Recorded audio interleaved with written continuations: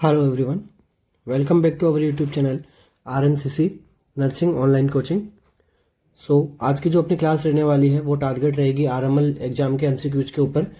जैसा RML exam का pattern रहता है वैसा अपन क्लास को आज कंडक्ट करेंगे। साथ ही साथ आज की क्लास इंपॉर्टेंट है अपने IGPGI के लिए और PGI चंडीगढ़ के लिए भी, ठीक है, और साथ साथ में नॉर्सेट 2023 के लिए भी, ठीक है। इन चारों एग्जाम्स का क्राइटेरिया लगभग सेम रहता है, ठीक है। तो अपन सोल्व करेंगे ऐसे क्वेश्चंस और साथ में टॉपिक्स को भी अपन ब्रीफली अपन समझते हुए चलेंगे, ताकि उन टॉपिक में से अगर आपको नेक्स्ट आगे कुछ क्वेश्चन अटेंड मतलब कुछ पूछे आपसे एग्जामिनर, तो वो भी आप इजीली आप उसको करेक्ट कर पाओ, ठीक है। तो क्लास शुरू करने से पहले मैं आप सभी को बताना चाहता हूँ कि हमारी ऑफिशियल RNCC के ऐप पे RML के अकॉर्डिंग IGPGI PGI चंडीगढ़ और नॉर्सेट 2023 के लिए हमने टेस्ट सीरीज भी रन करवा रहे हैं, जो कि एकदम काफ़ी अफोर्डेबल प्राइस में है। तो आप सभी स्टूडेंट्स को बाय करके अपनी प्रिपरेशन को और अच्छी स्ट्रेंथ प्रोवाइड कर सकते हैं, ठीक है। तो शुरू करते हैं आज का अपना फर्स्ट क्वेश्चन। तो अपना फर्स्ट क्वेश्चन कुछ इस प्रकार है। While working in the ICU you are assign to care for a patient with a seizure disorder. तो जब आप ICU में काम कर रहे हैं तो आप एक असाइंड हुए हैं एक सीजर डिसऑर्डर वाले पेशेंट की केयर के लिए। Which of these nursing action will you implement first if the patient has a seizure? ठीक है, क्या पूछा है, प्रायोरिटी पूछी है आपसे क्वेश्चन के अंदर कि आप सबसे पहले कौन सा एक्शन आप इंप्लीमेंट करोगे कब पेशेंट को सीजर आ रही है। और क्वेश्चंस के ऑप्शंस है हमारे पास में। Place the patient on a non rebreather mask, will the oxygen at 15 litre per minute. तो आपको क्या करना है कि आपको पेशेंट को एक नॉन रीब्रीदर मास्क के ऊपर आपको रखना है, ताकि आपकी उस पेशेंट का ऑक्सीजन मेंटेन रहे। और कितना रखना है अपने oxygen floor 15 litre per minute तक, ठीक है। ऑप्शन बी है हमारे पास में, एडमिनिस्टर लोराजिपाम 1 mg IV। क्या आपको लोराजिपाम को आप एडमिनिस्टर करना है 1 mg इंट्रावेनसली। ऑप्शन सी है हमारे पास में, turn the patient to the side and protect the airway. कि आपको जो पेशेंट है, जब पेशेंट को सीजर आ रहा है तो आप क्या करो, पेशेंट को लेफ्ट साइड के में टर्न कर दो या फिर किसी भी एक साइड में टर्न कर दो, ताकि उसका एयरवे जो है वो उसका प्रोटेक्ट रहे। ऑप्शन नंबर डी है, assess level of consciousness during and immediately after the seizure. क्या बोल रहा है कि आपको सीजर के टाइम पे उसका कॉन्शियसनेस आपको क्या करना है, मेजर करना है, असेस करना है, ठीक है, during and after the seizure. तो आप सभी के अकॉर्डिंग कौन सा इसका आंसर रहेगा करेक्ट, क्योंकि इसके अंदर क्या पूछा गया हमसे, फर्स्ट पूछा गया है, ओके। क्या रहेगा हमारा correct answer.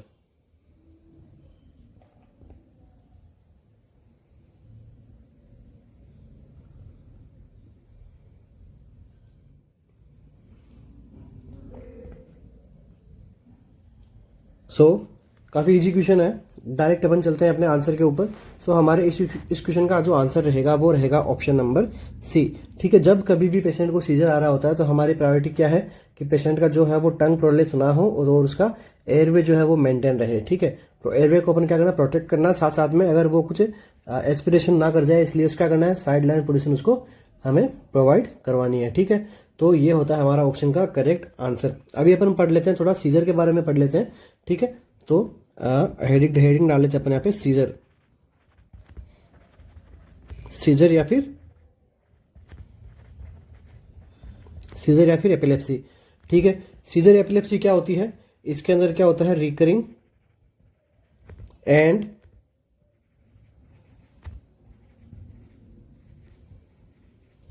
And unpredictable body movement. Seizure and epilepsy के अंदर क्या होता है, जो बॉडी मूवमेंट होते हैं पेशेंट के, जो कि एक जो रिकरेंट होते हैं और जो अनप्रिडिक्टेबल होते हैं, कभी भी पेशेंट को सीजर आ सकता है, ठीक है। तो ऐसे वाले एपिसोड अगर करंटली पेशेंट को आते हैं उसको अपन क्या बोलते हैं, सीजर या फिर एपिलेप्सी, ठीक है। अब पेशेंट को सीजर आते क्यों हैं, तो अब अपना जो ब्रेन है, ठीक है, ये हमारा जो ब्रेन है, तो ब्रेन के अंदर क्या होता है, न्यूरॉन्स होते हैं, ठीक है। तो ब्रेन के बाद में क्या यहाँ पे हमें क्या देखने को मिल गया, न्यूरॉन्स। तो ब्रेन से इंपल्स का कौन ट्रांसफर करता है, न्यूरॉन करता है, ठीक है। अब एक न्यूरॉन के बाद में दूसरे न्यूरॉन के बीच के अंदर क्या होता है, गैप होता है, ठीक है, इंजंक्शन अपने पाया जाता है, ठीक है। हम सब ने जब एनाटॉमी पढ़ी थी तो हम सब इस चीज को पढ़ते हैं। तो इसके अंदर क्या प्रोटीन चैनल्स होते हैं, गेट होते हैं, उसके अंदर एक न्यूरोट्रांसमीटर का जो केमिकल है वो नेक्स्ट न्यूरोट्रांसमीटर वाले गेट से ओपन होकर नेक्स्ट जो न्यूरॉन के अंदर इंटर होता है, ठीक है। तो अब जब किसी भी पर्सन के अंदर नर्व का इंपल्सन कैसे होता है ये भी अपन देख लेते हैं सीजर को समझने के लिए, ठीक है। तो जब कभी भी ये जो नर्व इम्पल्स होते हैं ये दो प्रकार से होते हैं। पहला हमारा होता है एक्साइटेटरी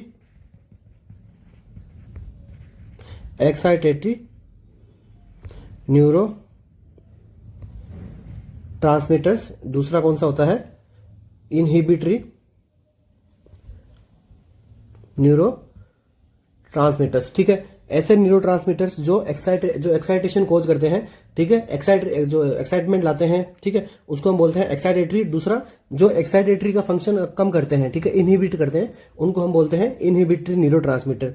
ठीक है, तो जब excitatory neuro transmitter protein channel के बाद में ओपन होने के बाद में ये क्या करते हैं, दूसरे न्यूरॉन के पास में जाते हैं और उसको भी एक्साइट कर देते हैं। ठीक है, तो इसके लिए कौन कौन से न्यूरोट्रांसमीटर रेस्पॉन्सिबल होते हैं?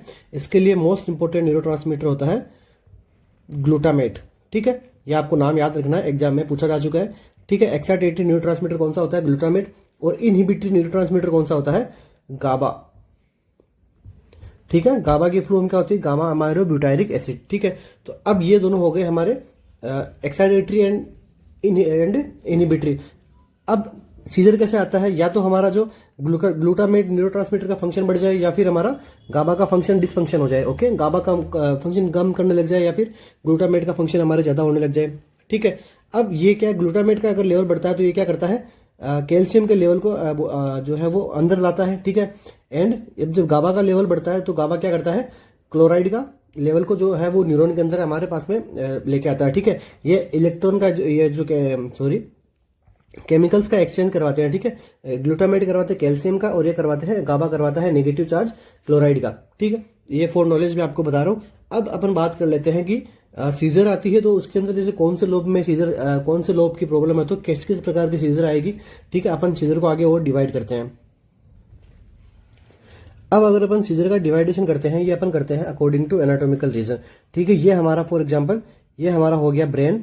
ठीक है, अब ब्रेन का अगर लेफ्ट हेमिस्फेयर के अंदर प्रॉब्लम है और सीजर आ रही है तो हम इसको क्या बोलेंगे, इसको हम बोलेंगे पार्शियल फोकल सीजर। ठीक है, ये इसके अंदर पार्शियल फोकल सीजर कब आती है? जब हमारा लेफ्ट हेमिस्फेयर या फिर कोई भी एक हेमिस्फेयर, चाहे राइट हो चाहे लेफ्ट हो, ठीक है, कोई भी एक हेमिस्फेयर या फिर कोई भी एक लोब, ठीक है, ओनली सिंगल, समझने के लिए आप ले सकते हो। ठीक है, किसी भी प्रकार का, लाइक अगर राइट होगा तो भी पार्शियल फोकल सीजर और लेफ्ट होगा तो भी पार्शियल सीजर आएगा। ठीक है, जबकि अगर दोनों टाइप के जो हेमिस्फेयर अगर अफेक्ट होंगे तो हमें सीजर देखने को मिलती है, वो होती है जनरलाइज्ड सीजर। ठीक है, अपन अभी बात करेंगे जनरलाइज सीजर की भी बात करेंगे, पार्शियल की पहले बात कर लेते हैं। अब पार्शियल फोकल सीजर का किसको बोला? या तो कोई ब्रेन का कोई लोब इफेक्ट हो गया या फिर ब्रेन का कोई एक सिंगल हेमिस्फेयर लोब, जो हेमिस्फेयर इफेक्ट हो गया तो इसके अंदर अगर सीजर आ रही है तो क्या होगा, इसको हम क्या नाम देंगे? Partial focal scissor. ठीक है, आपको नाम समझना बहुत इंपॉर्टेंट है, तभी हम आगे बढ़ पाएंगे। अब इसका भी दो टाइप होते हैं, ये भी अपन समझ लेते हैं। अपन आज सीजर को हमें कंप्लीट कर लेते हैं ताकि अच्छा टॉपिक है, क्वेश्चन बनते हैं सीजर से। अब पार्शियल फोकल सीजर के भी दो टाइप होते हैं, एक होता है ये यहाँ पे सिंपल पार्शियल, दूसरा होता है यहाँ पे कॉम्प्लेक्स पार्शियल। ठीक है, simple partial and complex partial के अंदर क्या डिफरेंस होता है? सिंपल पार्शियल के अंदर कभी ना, हमेशा हमारे पास में क्या कॉन्शियसनेस क्या रहेगी? रिमेन रहती है। ठीक है, कॉन्शियसनेस यहाँ पे कभी डिस्टर्ब नहीं होती सिंपल पार्शियल सीजर में, जबकि यहाँ पे क्या हो जाएगी, कॉन्शियसनेस क्या हो जाएगी, यहाँ पे अल्टर देखने को मिलेगी हमको। ठीक है, किसमें? कॉम्प्लेक्स पार्शियल सीजर के अंदर। ठीक है, अब दूसरा हम पढ़ लेते हैं सिंपल पार्शियल। यहाँ पे देखने को मिलती है तो ये किसी भी स्मॉल लोब के अंदर कोई प्रॉब्लम हुई है, कोई इन्फेक्शन हो गया स्मॉल लोब के अंदर ब्रेन का, कोई ब्लड सप्लाई वहां पे अगर डिस्टर्ब हो गई तो उसकी वजह से हो रहा है। ठीक है, अब अगर यहाँ पे देखने को मिल गया क्या, सिंपल पार्शियल सीजर के स्मॉल लोब के अंदर, सो अगर किसी पर्सन के स्मॉल लोब के अंदर यहाँ पे प्रॉब्लम हुई है, मतलब क्या हो गया, किसी भी एक साइड के स्मॉल लोब के अंदर या फिर एक साइड के हेमिस्फेयर के अंदर प्रॉब्लम हो रही है, तो इस टाइप के पेशेंट के अंदर क्या देखने को मिलता है, एक हमें साइन देखने को मिलता है। इस साइन को हमने क्या बोला? जैक्सोनियन मार्च। ठीक है, साइन को हमने क्या बोला? जैक्सोनियन मार्च। ठीक है, एग्जाम में आ चुका है, आगे भी पूछा जा सकता है। एग्जाम में ऐसे क्वेश्चन नहीं पूछा है इसका, डायरेक्ट ऑप्शन में देखिए, इसको क्वेश्चन में पूछा है कि एक पर्सन है जिसके अंदर जैक्सोनियन मार्च हमें देखने को मिला है, तो ये कौन से प्रकार के सीजर के अंदर देखने को मिल सकता है। ठीक है, काफी एडवांस लेवल का क्वेश्चन बनता है, मैं भी पूछ ले आपको एम जैसे एग्जाम के अंदर। तो इसके अंदर क्या होता है, पेशेंट की वन साइड ऑफ बॉडी के अंदर ही यहाँ पे प्रॉब्लम देखने को मिलती है। ठीक है, वन साइड ऑफ बॉडी के अंदर प्रॉब्लम देखने को मिलती है, या फिर वन साइड ऑफ जो हैंड एक्सट्रीमिटीज हो गए, या फिर वन साइड ऑफ ऑर्गन्स के अंदर यहाँ पे प्रॉब्लम्स देखने को मिलती है। ठीक है, और दूसरा यहाँ पे क्या रहता है, हमेशा यहाँ पे कॉन्शियसनेस रिमेन रहती है, जबकि कॉम्प्लेक्स सीजर के अंदर हमारा कॉन्शियसनेस क्या रहता है, एल्टर रहता है। ठीक है, अब अगर बात कर लेते हैं अपन जनरलाइज सीजर की, तो जब कभी भी ये जो सिंपल पार्शियल फोकल सीजर के दोनों टाइप अगर रिकरेंट पेशेंट के अंदर आ रहे हैं, तो ये आगे कॉज कर सकते हैं क्या, जनरलाइज्ड सीजर। ठीक है, जनरलाइज सीजर के अंदर क्या होता है, या तो मतलब ये दोनों जो पार्शियल फोकल सीजर है, ये रिकरेंट पेशेंट के अंदर देखने को मिल रही है, या फिर क्या हो रहा है यहाँ पे बोथ हेमिस्फेयर क्या हो रहे हैं यहाँ पे पेशेंट के, वो हो रहे हैं हमारे यहाँ पे अफेक्ट हो रहे हैं बोथ हेमिस्फेयर। तो ठीक है, तो इसकी वजह से भी हमें क्या देखने को मिला, जनरलाइज्ड सीजर। अब इसकी कुछ टाइप्स होते हैं जनरलाइज सीजर के। फर्स्ट टाइप कौन सा होता है, टोनिक। तो टोनिक के अंदर क्या होता है, जो पेशेंट की जो मसल्स रहती है वो कैसी रह जाती है, स्टिफ हो जाती है। दूसरा टाइप कौन सा रहता है, एटोनिक। एटोनिक के अंदर क्या रहती है, रिलैप्स, मसल टोन है जो रिलैप्स हो जाती है। ठीक है, पर्सन जो है वो फॉरवर्ड फॉल हो सकता है यहाँ पे। ठीक है, एटोनिक मतलब मसल टोन वहां पे बिल्कुल नहीं है पेशेंट के अंदर। ठीक है, तीसरे टाइप की सीजर कौन सी होती है, क्लोनिक। क्लोनिक के यहाँ पे क्या होता है, यहाँ पे कन्वल्जन्स जो है वो पेशेंट को आना शुरू हो जाता है। फोर्थ स्टेज कौन सी होती है, या फिर फोर्थ टाइप कौन सा होता है, टोनिक क्लोनिक। टोनिक मीन्स क्या हो गया, टोन प्लस कन्वल्जन्स। ठीक है, फिफ्थ स्टेज कौन सी होती है, फिफ्थ टाइप कौन सा हो गया, मायोक्लोनिक। मायोक्लोनिक का क्या मतलब होता है, शॉर्ट मसल्स के अंदर यहाँ पे हमको ट्विचिंग देखने को मिलती है, शॉर्ट मसल्स के अंदर ट्विचिंग देखने को मिलती है। सिक्स टाइप कौन सा हो गया इसका, एब्सेंस सीजर का। ठीक है, एब्सेंस सीजर के अंदर क्या होता है, patient lose consciousness and regain consciousness. ठीक है, समटाइम मतलब कुछ सेकंड्स के लिए पेशेंट की जो कॉन्शियसनेस है वो चली जाएगी, पेशेंट एक जगह पे स्टैंड कर जाएगा। ठीक है, उसको भूल जाएगा मैं क्या कर रहा हूँ क्या नहीं कर रहा हूँ, या फिर वो गिर भी सकता है। ठीक है, तो इस कंडीशन कौन सी होती है, एब्सेंस सीजर। ठीक है, तो ये किसके अंदर आते हैं, ये हमारे जनरलाइज्ड सीजर के टाइप्स है। ओके, ये हमारा पार्शियल सीजर है। सीजर के टाइप, सीजर के excitatory and inhibitory upon neurotransmitter पढ़ लिए हैं, सीजर के हमने टाइप पढ़ लिए हैं। ठीक है, मोस्ट ऑफ द सीजर हमने यहाँ पे कवर अप कर ली है। तो इसके बाद में हमें एक टर्म और देखने को मिलती है, वो कौन सी होती है, स्टेटस एपिलेप्टिकस।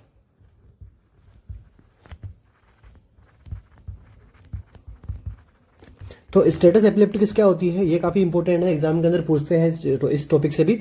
स्टेटस एपिलेप्टिकस क्या होती है, if seizure last long more than 5 minute. ठीक है, अगर यहाँ पे सीजर किसी पेशेंट में मोर देन 5 मिनट तक यहाँ पे प्रेजेंट रहती है, but without normal condition, but seizure आने के बाद में पेशेंट की कंडीशन है वो नॉर्मल नहीं रहती है। क्यों नहीं रहती है, क्योंकि जो पेशेंट की जो कंडीशन है वो टोनिक क्लोनिक की फेज के अंदर ही घूमती रहती है। ठीक है, इस कंडीशन को हम क्या बोलते हैं, इस कंडीशन को हम बोलते हैं स्टेटस एपिलेप्टिकस। तो स्टेटस एपिलेप्टिकस कैसी है, इससे भी क्वेश्चन बनता है। ये एक लाइफ थ्रेटनिंग सिचुएशन होती है। ठीक है, लाइफ थ्रेटनिंग या फिर इमरजेंसी होती है। तो अब इमरजेंसी के अंदर हम क्या करते हैं, कौन सी ड्रग को यूज करते हैं, ये एक बार एग्जाम के अंदर पूछा जा चुका है। तो स्टेटस एपिलेप्टिकस के अंदर ड्रग ऑफ चॉइस क्या लेते हैं अपन, लोराजेपाम। ठीक है, लोराजेपाम ले सकते हैं, या फिर जो बेंजोडाइजेपिन्स ग्रुप की जो ड्रग्स है उनको अपन काम में ले सकते हैं। बेंजोडाइजेपिन्स ही क्यों ली, क्योंकि बेंजोडाइजेपिन क्या करती है, जो गाबा के ऊपर काम करती है। गाबा क्या करता है, मैंने आपको बताया था, गाबा क्या करता है, ये एक इनहिबिटरी न्यूरोट्रांसमीटर है। गाबा क्या करेगा, जो इंपल्स वगैरह जो है वो एक्साइटेटरी न्यूरोट्रांसमीटर के फंक्शन को क्या कर देगा, कम कर देगा, डिक्रीज कर देगा, और सीजर यहाँ पे ट्रीट हो जाएगी। ओके, इसके बाद में स्टेटस एपिलेप्टिकस के बाद में पेशेंट में क्या देखने को मिलता है, पोस्ट इक्टल कन्फ्यूजन। ठीक है, पोस्ट इक्टल कन्फ्यूजन देखने को मिलेगा। साथ साथ में क्या देखने को मिलता है, वहां पे पैरालिसिस। ठीक है, पेशेंट के अंदर सीजर के बाद में पेशेंट को पैरालिसिस भी देखने को मिलता है। तो इस प्रकार के पैरालिसिस को क्या नाम देते हैं, इस प्रकार के पैरालिसिस को हमने नाम दिया टॉर्स पैरालिसिस। ठीक है, टॉर्स पैरालिसिस के अंदर क्या होता है, कोई भी सेम साइड की जो लेग्स होगी, सेम साइड की जो आर्म्स होगी, वो पेशेंट को थोड़ी पैरालाइज्ड फील होती है। मोर देन ये 15 हार्स तक ये जो है वो सिम्टम्स जो है वो कंडीशन देखने को मिलती है पेशेंट के अंदर, और ये आफ्टर 2 डेज के अंदर ये वापस नॉर्मल हो जाता है। ठीक है, इसको हमने क्या बोल दिया, टोर्स पैरालिसिस। ठीक है, तो अपना फर्स्ट क्वेश्चन कंप्लीट होता है और अपना जो सीजर का टॉपिक होता है वो भी कंप्लीट है। अब आप अपने स्तर पे सीजर के क्वेश्चन से आपको खुद को सोल्व करने हैं, ताकि आप कितना टॉपिक को समझ पाए हो, साथ साथ में नोट्स भी बनाते जाइएगा। अभी अपन मूव ऑन करते हैं आज के नेक्स्ट क्वेश्चन पे। The high potassium rich diet is contraindicated during the use of which diuretics.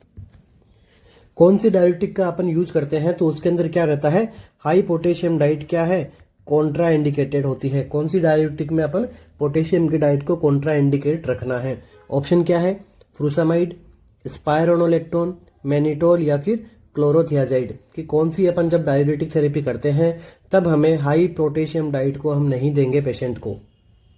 क्या रहेगा इस क्वेश्चन का करेक्ट आंसर? सारे क्वेश्चंस एग्जाम के अंदर पूछे जा चुके हैं।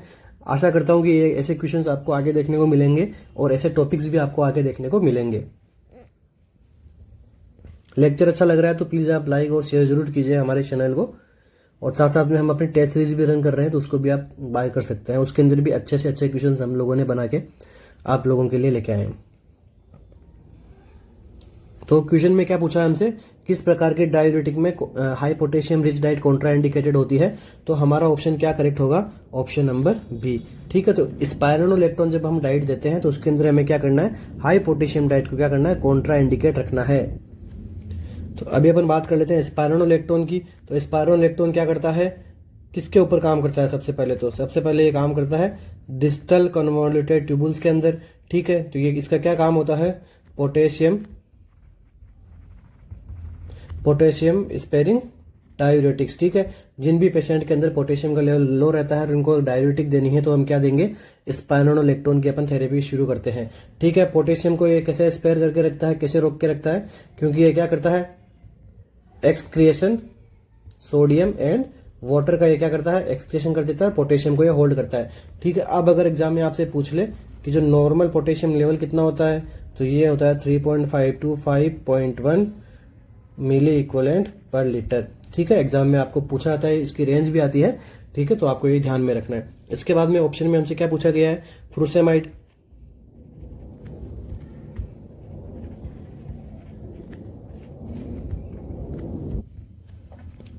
तो फ्रूसामाइड कहाँ इफेक्ट करती है, ये भी एग्जाम के अंदर क्वेश्चन पूछा हुआ है। तो फ्रूसामाइड इफेक्ट करती है लूप ऑफ हेनले। ठीक है, इसलिए इनको क्या बोलते हैं, लूप डायूरेटिक्स। ठीक है, आपको कंफ्यूज नहीं होना, सारे अपन डायूरेटिक्स को पढ़ लेंगे। थर्ड ऑप्शन क्या दिया हमको, ये हमें दिया है मैनिटोल। ठीक है, मैनिटोल अपन किसके अंदर कब यूज करते हैं, हेड इंजरी वाले पेशेंट के अंदर अपन क्या करते हैं, मैनिटोल हम यूज करते हैं। क्यों करते हैं, ताकि ये क्या करे, डिक्रीज सीएसएफ प्रेशर। ठीक है, सीएसएफ अगर प्रेशर यहाँ पे पेशेंट के अंदर बढ़ा हुआ है तो ये क्या करता है, मैनिटोल क्या करता है, उसको क्या करता है, डिक्रीज करता है। ठीक है, और यहाँ पे मैं लिख देता हूँ ट्रीट सीएसएफ हाई लेवल। ठीक है, सीएसएफ प्रेशर को डिक्रीज कैसे करता है, क्योंकि ये क्या करता है, ओस्मोटिक डायूरेटिक होता है। क्या होता है अपना, मैनिटोल ओस्मोटिक डायूरेटिक होता है। मींस क्या हो गया कि ये यहाँ पे ग्लोमेरुलर फिल्ट्रेट के अंदर जाके क्या करेगा, ओस्मोटिक प्रेशर को ये क्या करेगा, बढ़ा देगा। ठीक है, ओस्मोटिक प्रेशर बढ़ा देगा तो क्या होगा, यूरिन आउटपुट बढ़ जाएगा, और जो ब्रेन के अंदर जो एडिमा हो रहा है, स्वेलिंग हो रहा है, उसको भी यहाँ पे ट्रीट कर देता है। ठीक है, साथ साथ में सीएसएफ प्रेशर को भी ये कम करने में हेल्प करता है। ठीक है, तो अब अपन बात कर लेते हैं नेक्स्ट क्लोरोथियाजाइड की। क्लोरोथियाजाइड, ठीक है, सारे इनके जो कहाँ पे अफेक्ट करते हैं ये भी क्वेश्चन में आते हैं, और इनका मतलब क्या है ये भी क्वेश्चन में पूछा जाता है। तो क्लोरोथियाजाइड क्या करती है, ये भी हमारी डिस्टल कन्वोल्यूटेड ट्यूबुल्स के ऊपर इफेक्ट करती है। ये कौन सी कैटेगरी की ड्रग है, ये हमारे थियाजाइड डायूरेटिक्स के अंदर आती है। ठीक है, थियाजाइड डायूरेटिक के क्या काम करती है, ये भी क्या करती है, सोडियम एंड वाटर का एक्सक्रिएशन में हेल्प करती है। ओके, सो कुछ अपने चार ऑप्शन भी हमने समझ लिए हैं और हमारा इस क्वेश्चन का आंसर भी हमने पा लिया है। ठीक है, तो जब कभी भी हम स्पायरोनोलेक्टोन ड्रग लेते हैं तो यहाँ पे हमें क्या करना है, पोटेशियम रिच डाइट को क्या करना है, हमें कॉन्ट्रा इंडिकेट रखना है। तो हमारे इस क्वेश्चन का आंसर हो गया बी। अभी अपन मूव ऑन करते हैं आज के अपने नेक्स्ट क्वेश्चन पे। What is the primary critical observation for Apgar scoring. जब अपन अबगार स्कोरिंग करते हैं तो उसकी प्राइमरी क्रिटिकल ऑब्जर्वेशन क्या है, कि मतलब सबसे महत्वपूर्ण ऑब्जर्वेशन क्या है। ऑप्शन है हमारे पास में heart rate, respiratory rate, presence of meconium या फिर प्रेशर ऑफ लेनुगो। प्रेजेंस ऑफ लेनुगो, लेनुगो क्या होते हैं, हेयर्स होते हैं यहाँ पे छोटे छोटे बेबी के ऊपर, ओके, उसको अपन क्या बोलते हैं, लेनुगो। तो हम अबगार स्कोर के अंदर अपन क्रिटिकल ऑब्जर्वेशन मतलब मोस्ट इंपोर्टेंट ऑब्जर्वेशन में क्या देखते हैं, आपके अकॉर्डिंग कौन सा ऑप्शन जो हमारा करेक्ट होगा इस क्वेश्चन के अंदर।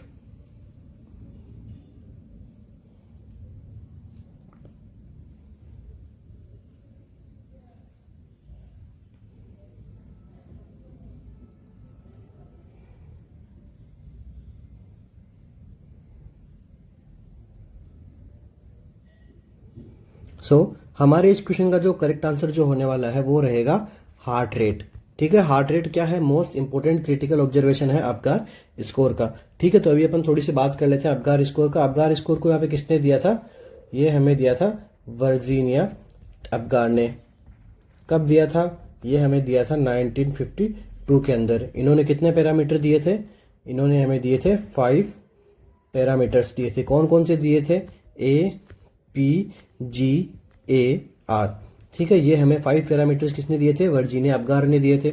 ए से क्या मतलब होता है, अपीयरेंस। पी से क्या होता है, पल्स या फिर हार्ट रेट। जी से क्या होता है, ग्रीमेस या फिर रिफ्लेक्सेस, जो बेबी के जो रिफ्लेक्सेस है वो प्रॉपर है कि नहीं है। ए से क्या है, एक्टिविटी, एक्टिविटी बोल सकते हैं, या फिर अपन क्या बोल सकते हैं, मसल टोन हम कह सकते हैं यहाँ पे। ठीक है, आर से क्या है, आर से कभी भी रेस्पिरेटरी रेट नहीं है। मैंने आपको प्रीवियस क्लास के अंदर भी बताया था, ये क्वेश्चन जो जिपमेयर का एग्जाम हुआ था उसके अंदर भी आया था, और सीएचओ के एग्जाम्स भी हुए थे उसके अंदर भी आया था। और प्रीवियस क्वेश्चन के अंदर भी मैंने जब एमसीक्यू सेशन लिए हैं, ठीक है, 30-40 मैंने एमसीक्यू सेशन ले लिया आज तक, तो उसके अंदर भी मैंने क्वेश्चन बताया कि हम कभी भी रेस्पिरेटरी रेट को हम कंसिडर नहीं करते हैं अबगार स्कोर के अंदर। हम किसको कंसिडर करते हैं, रेस्पिरेटरी एफर्ट को या फिर रेस्पिरेटरी स्टेटस को। ठीक है, लाइक वो कैसे रेस्पिरेटरी स्टेटस क्या उसका, डीप है, सेलो है। ठीक है, हम कभी भी यहाँ पे रेट को काउंट नहीं करते हैं। ओके, तो इसलिए मैंने क्वेश्चन वापस पुट ऑन किया है, क्योंकि ये गलत हो रहा है बच्चों के अभी तक। ठीक है, काफ़ी इजी क्वेश्चन है, गलत नहीं होना चाहिए। एक इजी क्वेश्चन आपके अगर रॉन्ग होता है तो वो काफ़ी आपको पीछे कर देता है, बजाय एक हार्ड क्वेश्चन अगर आपके गलत होता है तो। ठीक है, तो ये चीज़ आपको ध्यान में रखते हुए अपने नेगेटिव मार्किंग पे भी आपको क्या करना है, कंट्रोल करते हुए चलना है। ओके, सो अभी अपन बात कर लेते हैं नेक्स्ट अबगार स्कोरिंग की। तो अबगार स्कोरिंग कितनी होती है, तो ये होता है 0 होता है यहाँ पे मिनिमम एंड 10 होता है मैक्सिमम। अब अगर किसी पेशेंट के किसी जो बेबी का अबगार स्कोर अगर 0 to 3 आया तो हमें यहाँ पे क्या करना है, रिससिटेशन यहाँ पे बेबी का शुरू कर देना है। ठीक है, अगर हमारे यहाँ पे 4 to 6 आया है तो हमें क्या करना है, रूटीन केयर देनी है बेबी को, प्लस O2 थेरेपी शुरू करनी है। अगर यहाँ पे 7 to 10 है तो हमें क्या करना है, only and only routine care जो है वो बेबी को प्रोवाइड करवानी है। ठीक है, तो ये हो गया हमारा आज का। नेक्स्ट क्वेश्चन भी कंप्लीट होता है। इसके अंदर क्या है, मोस्ट प्राइमरी क्रिटिकल ऑब्जर्वेशन क्या होगा अबगार स्कोर का, हार्ट रेट। ठीक है, नेक्स्ट क्वेश्चन पे मूव करते हैं। Which of the following refers to an early morning rise in blood glucose level without preceding nocturnal hypoglycaemia. Question में आपसे पूछा गया है कि एक पेशेंट है, उसके अंदर क्या हो रहा है, अर्ली मॉर्निंग उसमें क्या देखने को मिला है, राइज देखने को मिला है ब्लड ग्लूकोज लेवल में, जबकि विदाउट प्रोसीडिंग नॉक्चूर्नल हाइपोग्लाइसीमिया, जबकि उस पेशेंट में रात के टाइम पे उस पेशेंट में हाइपोग्लाइसीमिया है जो वो नहीं देखने को मिला है, बट उसको अर्ली मॉर्निंग में उसको हाइपोग्लाइसीमिया देखने को मिला है। तो ये कौन से टाइप का जो कंडीशन है, इस कंडीशन को हमने क्या नाम दिया है, Somogyi phenomena, dawn phenomena, diabetic ketoacidosis या फिर ग्लूकोजिनोलाइसिस। कि ये जो ब्लड ग्लूकोज लेवल बढ़ा है यहाँ पे अर्ली मॉर्निंग, तो ये किसकी वजह से बढ़ा है। ठीक है, इसको हमने क्या नाम दिया है, तो ये हमसे क्वेश्चन में पूछा गया है। तो आप अपना करेक्ट आंसर बताइए।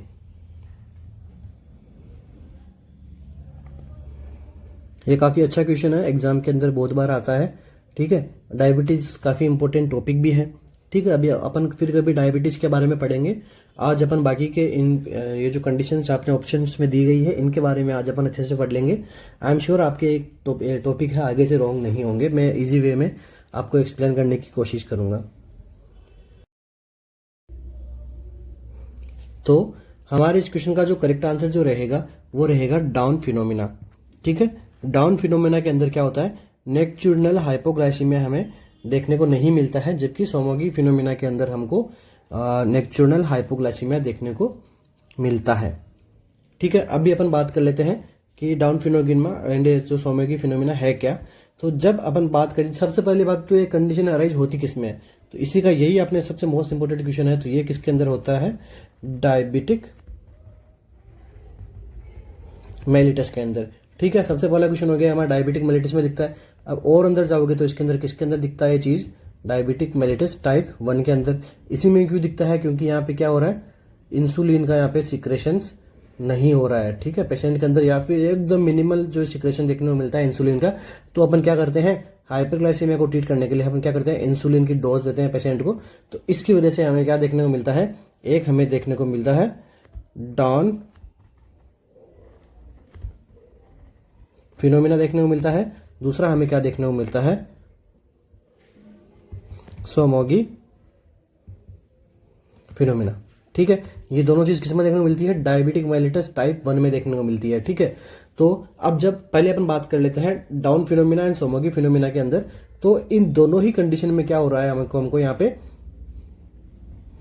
अर्ली मॉर्निंग हाइपर ग्लाइसीमिया देखने को मिलता है। ठीक है, ग्लूकोज का लेवल जो है वो इंक्रीज देखने को मिलता है। ठीक है, अभी अपन सबसे पहले बात कर लेते हैं डाउन फिनोमिना के अंदर। तो डाउन फिनोमिना के अंदर क्या होता है कि यहाँ पे हाइपर ग्लाइसीमिया तो रहता है पेशेंट को अंदर। ठीक है, बट हम क्या कर देते हैं, इंसुलिन की डोज को हम क्या कर देते हैं, लो कर देते हैं, या फिर डोज अपन कम ले लेते हैं। पेशेंट जो इंसुलिन की डोज को प्रिस्क्राइब की हुई रहती है, तो जब पेशेंट को हाइपरग्लाइसीमिया कंडीशन रहती है, बट उतना हम इंसुलिन नहीं लेते हैं जितना हम क्या करते हैं, उसको हम लेना चाहिए। ठीक है, लाइक हाई डिमांड रहती है एंड हाई डोज की हमें रिक्वायरमेंट होती है। ठीक है, बट यहाँ पे हम ऐसा नहीं करते हैं, तो डोज हमने किसी लिए लो लिए, तो अब क्या देखने को मिला है, 8 3 m हमें क्या देखने को मिला है, हाइपर ग्लाइसीमिया क्यों देखने को मिला है, क्योंकि इंसुलिन को डोज तो कमी थी, इसने तो थोड़े टाइम तक ही हमारा ग्लूकोज लेवल को मेंटेन किया, बाद में इंसुलिन कम हो गया और हमें क्या देखने को मिल गया, मिडनाइट हमें क्या देखने को मिला, हाइपरग्लाइसीमिया। तो अब मिडनाइट हाइक तो हमें हाइपरग्लाइसीमिया देखने को मिल गया, प्लस हमारा जो ग्रोथ हार्मोन है ये भी हमें ग्रोथ हार्मोन है, ये भी कब रिलीज होता है, नाइट टाइम में रिलीज होता है, तो ये भी क्या कोज करता है, हाइपरग्लाइसीमिया कोज करता है। तो इसलिए जब पेशेंट राइज होता है, जब पेशेंट सुबह उठता है, तो पेशेंट के अंदर क्या देखने को मिलता है, हाइपरग्लाइसीमिया के अंदर पेशेंट को देखने को मिलता है। लाइक 8 am पेशेंट क्या देखने को मिलता है, हाइपरग्लाइसीमिया। क्यों देखने को मिला कि यहाँ पे पेशेंट को जो है वो high dose plus high requirement हुआ था, किसका, इंसुलिन का। ठीक है, तो अपन ने कितना नॉर्मल डोज से भी कम दिया अपने इंसुलिन, तो यहाँ पे क्या हो गया, पेशेंट को इंसुलिन कितना ही था, थोड़ा ही था वो, तो थोड़े टाइम तक तो इसने क्या किया, ग्लूकोज के लेवल को मेंटेन कर लिया, बट थोड़े टाइम बाद ये खत्म हो गया, इंसुलिन का यूज हो गया पूरा। बट अब क्या हो गया, मिडनाइट में क्या हो गया, पेशेंट को हाइपरग्लाइसीमिया हो गया। प्लस अपना जो ग्रोथ हार्मोन का सिक्रेशन भी कब होता है, मिडनाइट में होता है, तो ग्रोथ हार्मोन भी क्या करता है, हाइपरग्लाइसीमिया करता है। इसलिए डाउन फिनोमिना के अंदर कभी भी मिडनाइट के अंदर नोक्टर्नल हाइपोग्लाइसीमिया नहीं होता है। ठीक है, तो हमारे इस क्वेश्चन का आंसर क्या हो गया, डाउन फिनोमिना। ठीक है, तो आपके कभी आज से ये क्वेश्चन रॉन्ग नहीं होना चाहिए। ठीक है, अभी अपन बात कर लेते हैं हमारी सोमोगी फिनोमिना की। अब सोमोगी फिनोमिना के अंदर क्या होता है, अब जो ग्लूकोज का जो लेवल तो रहता है वो इसके अंदर क्या रहता है, पहले से किसमें थोड़ा मेंटेन रहता है, फिर लो रहता है। प्लस अब अपन क्या कर देते हैं, हाई दे देते हैं इसके अंदर इंसुलिन।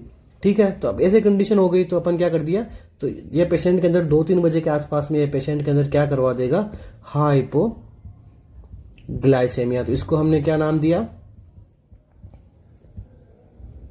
नोक्टर्नल हाइपोग्लाइसीमिया। ठीक है, क्वेश्चन के अंदर पूछा गया है नॉकटर्नल हाइपोग्लाइसीमिया नहीं होता है तो ये किसमें होता है, ये होता है सोमोगी फिनोमिना के अंदर। क्यों होता है, क्योंकि हमने क्या किया, यहाँ पे इंसुलिन की डोज बढ़ा के दे दी।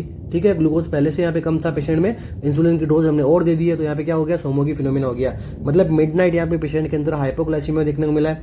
अब अगर हाइपोग्लाइसीमिया देखने को मिला है प्लस यहाँ पे क्या हो रहा है, अब एक तो ग्रोथ हार्मोन बनता है हमारा, कब, मिडनाइट में हमारा ग्रोथ हार्मोन आता है। प्लस अब इस हाइपोग्लाइसीमिया को ट्रीट करने के लिए अपनी बॉडी क्या करती है, काउंटर रेगुलेटरी हार्मोन्स का सिक्रेशन करती है, जो कि कौन सा होता है, ये होता है भाई साहब हमारे कोर्टिकोस्टेरॉइड। कोर्टिकोस्टेरॉइड क्या करता है, ग्लूकोज का लेवल को ये क्या करता है, बढ़ाता है। तो प्लस ग्रोथ हार्मोन एक तो रिलीज हुआ, तो ये किसने क्या कर दिया, हाइपरग्लाइसीमिया कर दिया। दूसरा कोर्टिकोस्टेरॉइड ने, इसने भी हाइपरग्लाइसीमिया कर दिया। ये क्यों आया कोर्टिकोस्टेरॉइड, क्योंकि मिडनाइट में हमें क्या हो गया था, हाइपोग्लाइसीमिया हो गया था। तो अब हमारे पास में दो चीजें आ गई है, एक तो ग्रोथ हार्मोन आ गया, दूसरा कोर्टिकोस्टेरॉइड, दोनों ने मिलकर क्या कर दिया भाई साहब को, यहाँ पे ग्लूकोज को यहाँ पे इंक्रीज कर दिया। तो यहाँ पे भी अर्ली मॉर्निंग क्या देखने को मिला है हमें, हाइपरग्लाइसेमिया। तो सोमोडाउन फिनोमिना, सोमोगी फिनोमिना दोनों के अंदर अर्ली मॉर्निंग हाइपरग्लाइसेमिया देखने को मिलता है। जबकि इकलौता सोमोगी फिनोमिना ऐसा फिनोमिना है जिसके अंदर हमें नोक्चुरिनल हाइपोग्लाइसेमिया देखने को मिलता है, क्योंकि इंसुलिन की डोज यहाँ पे बढ़ी हुई देखने को मिलती है। ठीक है, तो आज से ये वाला टॉपिक कभी भी गलत नहीं होना चाहिए।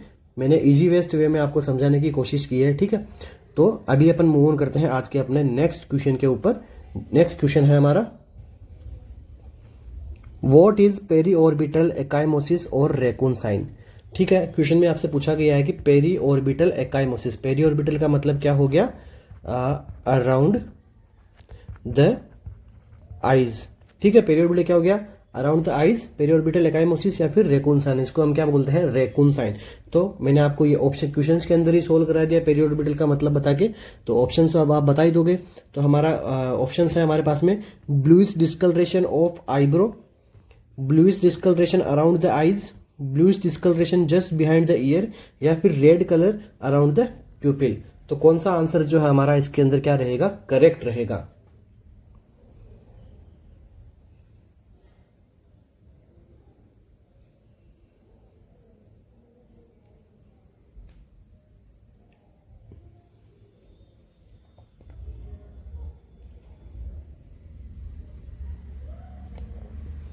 तो इस क्वेश्चन का जो हमारा करेक्ट आंसर रहने वाला है वो होगा bluish discolouration around the eyes. इसको हमने क्या नाम दिया है, इसको हमने नाम दे दिया यहाँ पे रैकून साइन। ठीक है, तो ये पेशेंट की ये आईज है यहाँ पे, तो आईज के आसपास में यहाँ पे हमें क्या देखने को मिलता है, ब्लूइश डिस्कलरेशन देखने को मिलता है।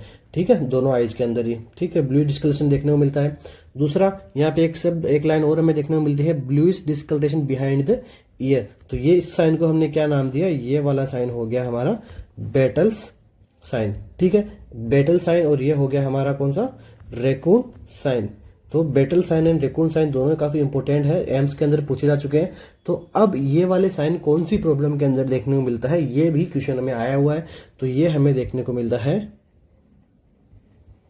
बेसिलार स्कल फ्रैक्चर वाले पेशेंट्स के अंदर। ठीक है, बेसिलार स्कल फ्रैक्चर अगर किसी पेशेंट में होता है तो उस पेशेंट के अंदर एक तो रैकून साइन देखने को मिलता है, दूसरा बेटल साइन देखने को मिलता है। तो इन दोनों साइंस की इमेज आप देख सकते हैं, आप इनको साथ साथ में इमेज भी देखा करो। लाइक मैं कुछ टॉपिक आपको बताता हूँ तो उसकी इमेज आप गूगल पे जाकर सर्च किया करो, ताकि आपके इमेज बेस एमसीक्यूज भी ठीक होने लग जाएंगे। ठीक है, आरएमएल में इमेज बेस नहीं आते हैं, पीजीआई में भी इमेज बेस नहीं आते, एसजीपीजीआई में भी इमेज बेस नहीं आते हैं। आज तक बहुत कम पूछे हैं, पीजीआई के अंदर भी 1-2 इमेज पूछी होगी, जबकि एम्स में पूछते हैं। तो आपको एम्स की अगर आप प्रिपरेशन कर रहे हो तो आपको इमेज बेस भी देखना जरूरी होता है। 8-10 क्वेश्चन तो इमेज बेस के डाल ही देता है।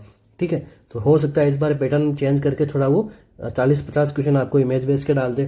ठीक है, एम्स क्या करता है, हर 2-3 साल से पैटर्न चेंज करता है, तो मैं भी इस बार पैटर्न चेंज करे, क्योंकि 2020 के अंदर उसने इमेज बेस डाली थी, इस बार 2023 में हो सकता है वापस वो इमेज बेस आपके लिए लेके आए। ठीक है, तो अभी आप मूव ऑन करते हैं अपने नेक्स्ट क्वेश्चन के ऊपर। हमारे इस क्वेश्चन का आंसर क्या हो गया, ऑप्शन नंबर बी, इसको हमने क्या बोला, raccoon sign. Option number C क्या है, ये हमारा बेटल साइन, जो किसमें देखने को मिलता है, बेसिलर स्कल फ्रैक्चर के अंदर। Next question, how to find out easily the head injury patient drainage from the nose and ear content CSF। तो क्वेश्चन में आपसे पूछा गया है कि जब किसी पेशेंट का हेड इंजरी होता है तो जो हेड इंजरी वाले पेशेंट में क्या होता है, ड्रेनेज होता है। ड्रेनेज कहाँ से होता है, नोज से होता है, ईयर से होता है। नोज से क्यों होता है, क्योंकि जो एथेमोइडल प्लेट्स होती है वो यहाँ पे ब्रेक हो जाती है, ठीक है। टेम्पोरल जो जो टेम्पोरल एंड जो ऑक्सीपिटल वगैरह है वो भी बोन, अंदर से बेसिलर बोन भी यहाँ पे फ्रैक्चर होने के चांसेस रहते हैं। तो इनमें क्या होता है कि पेशेंट के ईयर से और नोज से क्या था, ड्रेनेज देखने को मिलता है। तो अब इसका हमें क्या पता लगाना है कि ड्रेनेज के अंदर क्या हो रहा है, सीएसएफ आ रहा है कि नहीं आ रहा है, ये हमें पता लगाना है। तो इसके लिए हम क्या इजीली क्या मेथड रहेगा, ऑप्शन है हमारे पास में सीएसएफ एस्टिमेशन टेस्ट करना है आपको। ऑप्शन बी है हमारे पास में हेलो रिंग मेथड और डबल रिंग टेस्ट। एक टेस्ट होता है जिसके अंदर 2 रिंग बनती है, वो टेस्ट होगा। या फिर ड्रॉपिंग ब्लड मेथड, आप जो ब्लड को आप जो ब्लड निकाल के आप ब्लड ड्रॉप मेथड आप टेस्ट करके आप पता लगा सकते हो। या फिर ग्लूकोज टेस्ट से आप पता लगा सकते हो कि भाई जो ड्रेनेज आया है उसके अंदर सीएसएफ है, ठीक है। इसके अंदर पूछा इजीली, ठीक है, इसे आप लाइन पे भी आपको जोड़ देना है। इसने पूछा इजीएस्ट वे क्या है, ठीक है, क्या रहेगा हमारे इस क्वेश्चन का करेक्ट आंसर।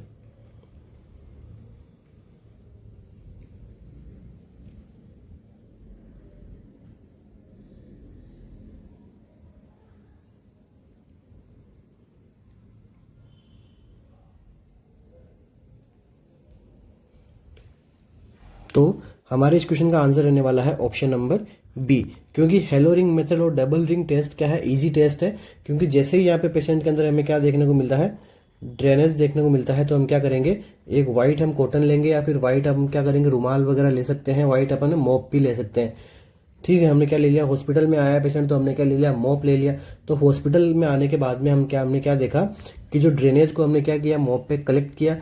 कलेक्ट करने के बाद में ड्रेनेज का जो इंटरनल जो पार्ट रहा वो कैसा देखने को मिलता है, वो हमें देखने को मिलता है रेड। एंड जो आउटर पार्ट है वो हमें कैसा देखने को मिलता है, येलो, ठीक है। तो ये वाला अगर मेथड आपको, ये वाली अगर फाइंडिंग आपको देखने को मिली है तो यहाँ पे 100% चांस है कि उस पेशेंट को हमारा जो है वो सीएसएफ का ड्रेनेज हुआ है। जी हाँ, कुछ बच्चों का अगर ग्लूकोज टेस्ट भी अगर है, क्योंकि सीएसएफ के अंदर ग्लूकोज होता है, बट ये एक सेकेंडरी टेस्ट आ गया, ठीक है। प्राइमरी टेस्ट हमारा ये नहीं है। सबसे पहले अपन टेस्ट लेंगे, फिर अपन लेबोरेटरी में भेजेंगे, फिर देखेंगे हाँ ग्लूकोज है कि नहीं है। ये तो अच्छी बात है, ये तो अपन कर सकते हैं। बट इजीली क्या है, इससे भी इजी क्या है हमारा, ये होलो रिंग मेथड है, ठीक है। होलो रिंग मीन्स बीच की जो रिंग है वो हमें कैसे देखने को मिली, रेड देखने को मिली, क्योंकि क्या है, ब्लड भी आया होगा। रेड आने के बाद में जो सीएसएफ है वो भी हमको येलो में देखने को मिलता है, ठीक है। तो ये हमारा बेस्ट मेथड हो सकता है, हेलो रिंग टेस्ट या फिर डबल रिंग मेथड, ठीक है। तो हमारे इस क्वेश्चन का आंसर क्या हो गया, option number B. Next question पे मूव करते हैं। The enzyme release by the sperm which allow penetration of the ovum is. तो ओवम का पेनिट्रेशन करने के लिए स्पर्म के पास में ऐसा कौन सा एंजाइम होता है जो ओवम को पेनिट्रेट कर सकता है। जो ओवम की जो आउटर लेयर होती है, ठीक है, जोना पेलिसुडा वगैरह ये सारी जो लेयर्स होती है उनको पेनिट्रेट कर दे, ऐसा स्पर्म के पास में कौन सा एंजाइम होता है। ऑप्शन है हमारे पास में अमाइलेज, ऑप्शन बी है हाइलुरोनिडेज, सी है लाइपेज, डी है ट्रिप्सिन।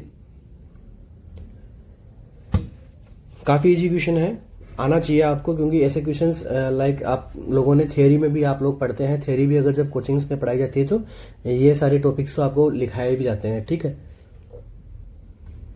तो हमारे इस क्वेश्चन का करेक्ट आंसर जो होगा वो होने वाला है ऑप्शन नंबर बी, ठीक है। हाइलुरोनिडेज एंजाइम जो है वो हमारे क्या स्पर्म की जो हेड पे रहता है, ठीक है, जो क्या करता है, पेनिट्रेशन का काम करता है ओवम को। ओके, सो इस क्वेश्चन का हमारा ऑप्शन नंबर कौन सा करेक्ट हो गया, option number B. Next question पे मूव करते हैं। सारे के सारे क्वेश्चंस एग्जाम में आ चुके हैं, तो हम उन्हीं टॉपिक्स को हम प्रायोरिटी देके यहाँ पे हम आपको सोल्व करवाते हैं, ताकि आपको ये टॉपिक्स एटलीस्ट कम टाइम में आपको हम हमारी तरफ से ज़्यादा आपको देने की कोशिश करते हैं, ठीक है। ताकि आपका सिलेक्शन जो कि प्रोसेस है, अगर हम हमारा पढ़ाए हुए टॉपिक्स में से अगर आपने हमारी डेली क्लासेस ली है और हमारे पढ़ाए हुए टॉपिक्स में से आपको अगर 10 टॉपिक्स भी ऐसे मिल गए, ठीक है, जो आपके क्वेश्चन आपने नहीं पढ़े हों या फिर यहाँ पे पढ़े हों जो एग्जाम के देखने को मिल गए, तो आपका श्योर सिलेक्शन हो सकता है, ठीक है। क्योंकि 10 क्वेश्चन काफ़ी एक बड़ा क्राइटेरिया रहता है, ठीक है। तो नेक्स्ट क्वेश्चन क्या है हमारा, how a nurse will teach breathing exercise for a patient with chronic bronchitis, ठीक है। क्रोनिक ब्रोंकाइटिस का एक पेशेंट है, तो उसको अब क्या कर रही है, नर्स क्या कर रही है, उसको टीचिंग कर रही है कि कैसे आपको ब्रीथिंग एक्सरसाइज करनी है। ऑप्शन है हमारे पास में, यूज ओपन माउथ ब्रीथिंग, कि भाई आपको क्या करना है, मुंह को खोल को, आपको माउथ को जो खोल के आपको क्या करना है, ब्रीथ करना, ओपन माउथ से आप ब्रीथिंग करना है ताकि आपको ज़्यादा एयर ले सको। ऑप्शन बी क्या है, यूज चेस्ट ब्रीथिंग, ठीक है, आपको चेस्ट से आपको क्या करना है, प्रेशर से आपको ब्रीथिंग करनी है। ऑप्शन सी क्या है, यूज डायफ्रागमेटिक ब्रीथिंग। आपको जो डायफ्राम की मदद से आपको ब्रीथिंग असिस्टेंस की मदद से आप क्या करना है, आपको जो एसेसरी मसल्स होती है उसकी मदद से आप क्या करना है, आपको ब्रीथिंग करनी है। डी क्या है, यूज डीप इनहेलेशन ब्रीथिंग। आप क्या करना है, आपको गहरी सांस लेनी है ब्रीथिंग के टाइम पे। तो हमारा कौन सा ऑप्शन जो है हमारा क्या होगा, इसमें करेक्ट होगा।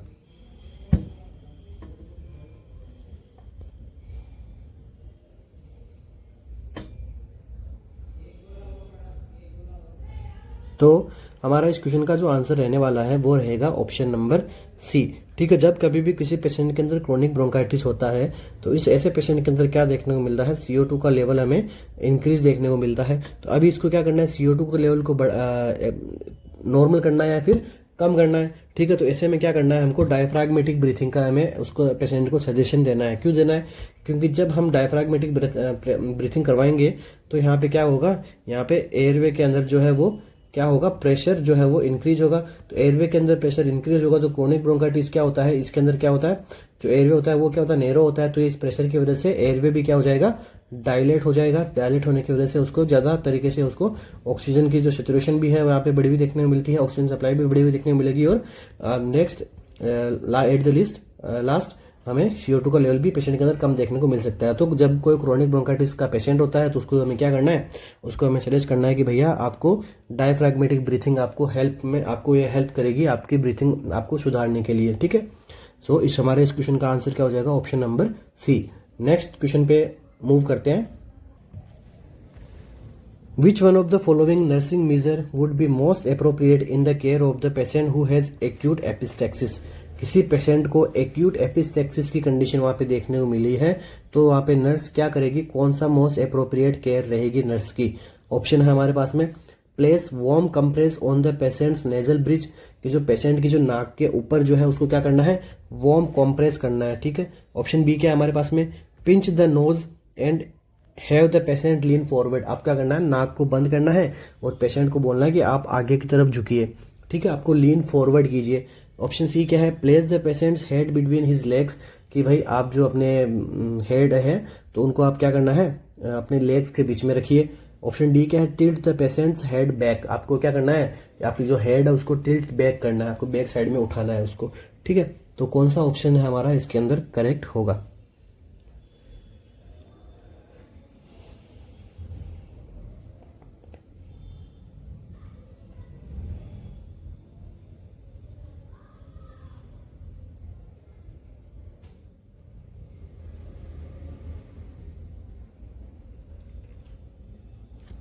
सो हमारा इस क्वेश्चन का करेक्ट आंसर जो रहने वाला है वो रहेगा ऑप्शन नंबर बी। ठीक है, इसके अंदर हम क्या करेंगे, पेशेंट की नाक को हम क्या कर देंगे, पिंच कर देंगे, साथ साथ में पेशेंट को आप लीन फॉरवर्ड करेंगे। ठीक है, लाइक हमारा ये पेशेंट है खड़ा है तो इसको क्या बोलेंगे कि भैया आप खड़े मत रहिए, आप नाक को बंद करके आगे की तरफ झुकिए ताकि ये क्या करे, आपको एस्पिरेट ना करे।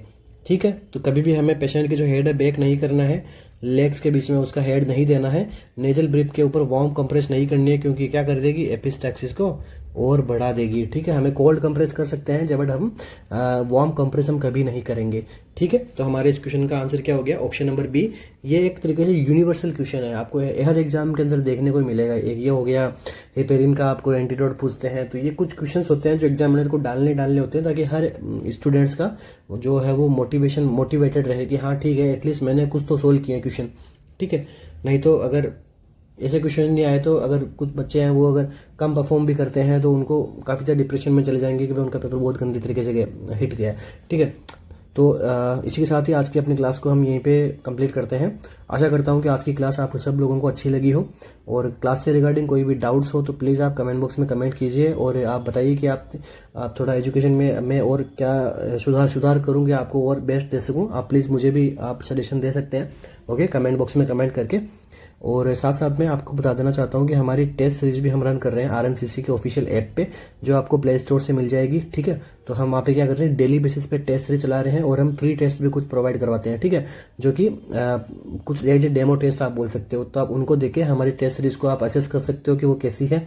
ठीक है, अच्छी लगती है तो आप वो एकदम वो अच्छी के साथ वो काफ़ी अफोर्डेबल प्राइस पे हमने रखी है ताकि हर स्टूडेंट उसको ले सके, बाय कर सके। ठीक है, काफ़ी अफोर्डेबल प्राइस पे है ताकि आप उसके अंदर क्या कर सके, अपनी जो मार्क्स को है और अच्छी तरीके से आप रियल टाइम एक्सपीरियंस करते हुए अपने मार्क्स को अच्छा ला सकते हो। ओके, सो बने रहने के लिए thank you so much. Wish you all the best for your upcoming exams.